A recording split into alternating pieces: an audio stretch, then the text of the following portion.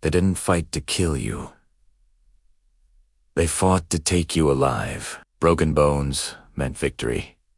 Screams meant success. Because on Aztec battlefields, death came later.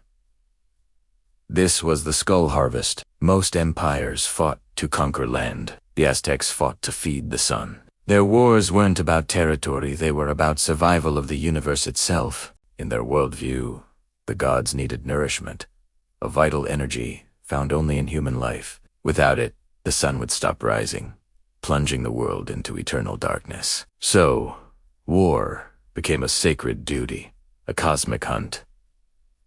They weren't conquering nations. They were harvesting fuel to keep reality from collapsing. This philosophy created a military machine unlike any other in history, one driven not by greed, but by a terrifying, desperate faith. At the front of every battle were the elite shock troops, the Jaguar and Eagle warriors. These weren't just soldiers, they were consecrated predators, trained from youth for a single, brutal purpose. Not to kill, but to cripple. While other armies used swords to deliver a quick death, Aztec warriors were masters of incapacitation. They shattered legs with crushing blows. They dislocated arms with powerful grapples. Their goal was to drag screaming, broken captives from the field, leaving a trail of terror and despair. Every enemy taken alive was a victory for the gods, another guarantee that the sun would rise tomorrow. This wasn't just warfare.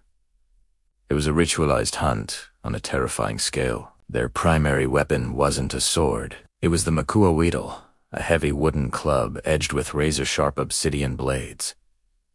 Think of it as a hybrid between a baseball bat and a saw. The obsidian was volcanically forged glass, sharper than a modern surgical scalpel, capable of slicing through muscle and sinew with terrifying ease. But the weapon's true genius was its combination of cutting and blunt force. A single swing could flay flesh from bone or shatter a man's femur.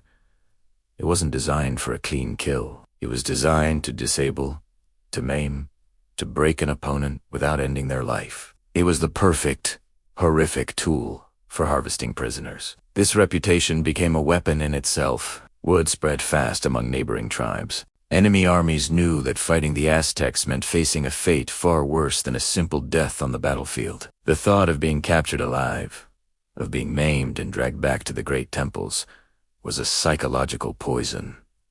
It shattered morale. Entire armies would break and flee before the first blow was even struck. The mere sight of the Jaguar and Eagle banners on the horizon was often enough to secure a victory. The Aztecs mastered the art of winning wars, not just with weapons, but with the sheer, paralyzing power of fear. After the battle came the final, grim procession. The captured warriors, broken but alive, were marched up the towering steps of the great temple of Tenochtitlan.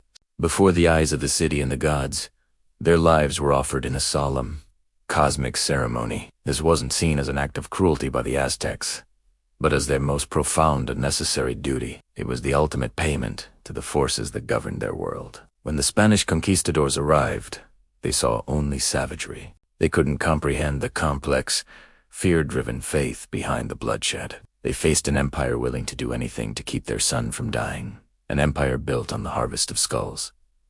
Their voices may fade, but their courage will never fall silent. Stay curious.